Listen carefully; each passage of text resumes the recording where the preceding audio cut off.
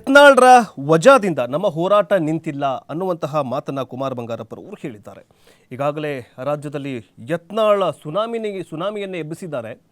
ಯತ್ನಾಳ್ ಅವರು ಏನು ಹೇಳಿದ್ರು ಅಂತಂದರೆ, ಯತ್ನಾಳ್ ಅವರನ್ನು ಉಚ್ಚಾಟನೆ ಮಾಡಿದ ಬಳಿಕ ಏನು ಬಂಡಾಯ ಬಣದವರಿದ್ದಾರಲ್ಲ, ಅವರ ಶಕ್ತಿ ಕುಗ್ಗಿತು, ಅವರ ಶಕ್ತಿ ಎಲ್ಲೋ ಒಂದು ಕಡೆ ಮಾಯವಾಯಿತು.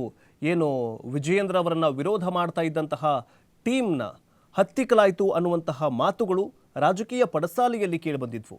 ಆದರೆ ಕುಮಾರ್ ಬಂಗಾರಪ್ಪ ಆಗಿರಬಹುದು, ಜೊತೆಗೆ ರಮೇಶ್ ಜಾರಕಿಹೊಳಿ ಆಗಿರಬಹುದು, ನಮಗೆ ಮತ್ತಷ್ಟು ಶಕ್ತಿ ಬಂದಂತಾಗಿದೆ.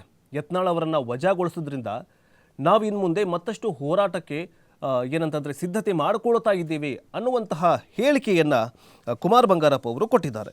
ಬಿಜೆಪಿ ರಾಜ್ಯಾಧ್ಯಕ್ಷ BY ವಿಜಯೇಂದ್ರ ಬದಲಾವಣೆ ಪಟ್ಟು ಹಿಡಿದಿದ್ದ ಭಿನ್ನಮತೀಯರ ಬಣಕ್ಕೆ ದೊಡ್ಡ ಹೊಡೆತ ಬಿದ್ದಿದೆ. ಬಣದ ನಾಯಕರೂ ಆಗಿರುವ ಶಾಸಕ ಬಸನಗೌಡ ಪಾಟೀಲ್ ಯತ್ನಾಳ್ ಅವರನ್ನು ಹೈಕಮಾಂಡ್ ಪಕ್ಷದಿಂದಲೇ ಉಚ್ಚಾಟನೆ ಮಾಡಿದೆ. ಆದರೂ ಯತ್ನಾಳ್ ಅವರ ಮಾತಿನಲ್ಲಿ ಯಾವುದೇ ಬದಲಾವಣೆ ಆಗಿಲ್ಲ.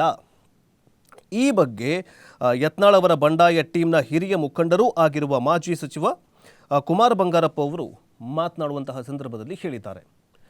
ಯತ್ನಾಳ್ ಅವರು ಹೊಸ ಟೀಮ್ ಕಟ್ತಾರೆ, ಹೊಸ ಪಕ್ಷ ಕಟ್ತಾರೆ, ಅಥವಾ ಪಕ್ಷದಿಂದ ಹೊರಗೆ ಹಾಕಿದ ನಂತರ ಅವರ ಶಕ್ತಿಯನ್ನು ಅಥವಾ ಅವರ ಮಾತಿಗೆ ಬ್ರೇಕ್ ಹಾಕ್ಬೋದು, ಅವರ ಓಟಕ್ಕೆ ಲಗಾಮ್ ಹಾಕಬಹುದು ಅನ್ನುವಂತಹ ತರಹೇವಾರಿ ವಿಚಾರಗಳನ್ನು ಮಾಡಿಕೊಂಡಿದ್ದಂತಹ BJPಗೆ ಈಗ ಇದುವೇ ಮುಳುವಾಗಿ ಹೋಗಿಬಿಟ್ಟಿದೆ.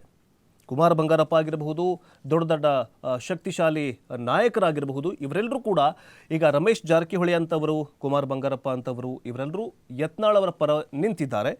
ಆದರೆ BY ವಿಜಯೇಂದ್ರ ಅವರನ್ನು ಇಳಿಸ್ತೀವಿ, ಅದೆಂಥದ್ದೇ ಹೋರಾಟ ಇರಲಿ, BJPಯವರಿಗೆ ಒಂದಲ್ಲ ಒಂದಿನ ಗೊತ್ತಾಗತ್ತೆ ಅನ್ನೋದರ ಮೂಲಕ ಯತ್ನಾಳ್ ಅವರು ಈ ಕಡೆ ಟಾಂಗ್ ಕೊಡ್ತಾ ಇದ್ದಾರೆ.